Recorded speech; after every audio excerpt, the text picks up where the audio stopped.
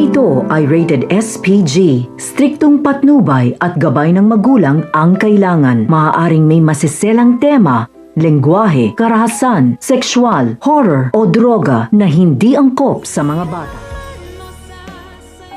Mariing itinanggi ni Moira na may kinalaman siya sa masamang sinapit ni Don Pepe nang paulit-ulit siyang pagbintangan ni Giselle. Pinayuhan niya ito na dapat sana ay mas napagtuunan nito ng pansin at oras ang kanyang ama kaysa mambintang ito sa kanya na walang ebidensya. At habang ginigisa ni Giselle si Moira tungkol sa kaso ng kanyang ama, ay nakatanggap naman ito ng masamang balita mula kay Lynette. Para itong binagsakan ng langit at lupa nang sabihin ni Lynette na wala na si Don Pepe.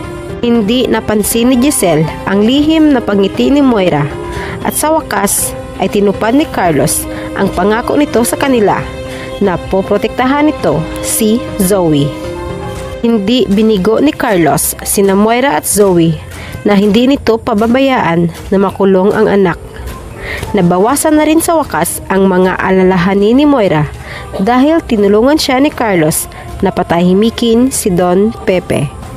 Sinamantala ni Carlos ang pagkakataon na siya lamang mag-isa sa kwarto ng matanda. Kaya naisagawa nito ang nais na tuluyan ng patutulugin at huwag nang magigising ang matanda.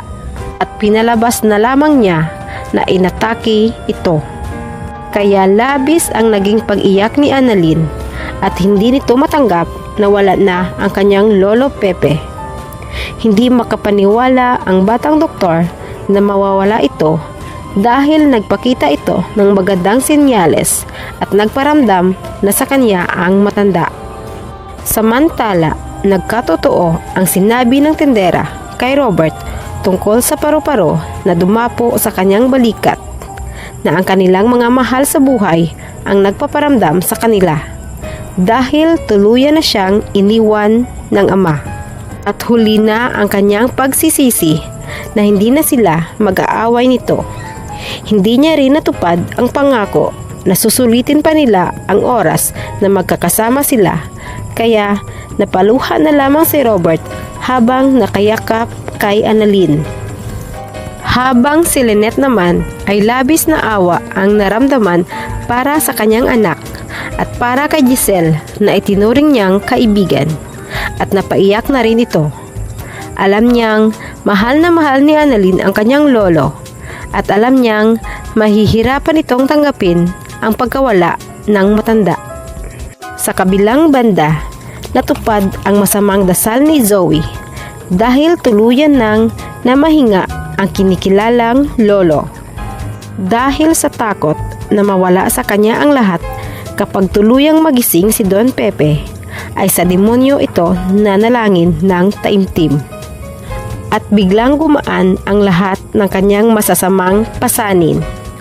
Ngunit kahit mawala man si Don Pepe sa kanilang landas, ay habang buhay naman niyang dadalhin sa kanyang konsensya ang masamang ginawa sa matanda, kahit sabihin pang hindi niya sinasadya ang pagkakatulak dito. Tuluyan na kayang mawala kina Giselle at Robert si Don Pepe, o magkakaroon pa ito ng himala sa pamamagitan ni Annalyn? Sabay-sabay lamang nating aabangan dito lamang sa Abot Kamay na Pangarap.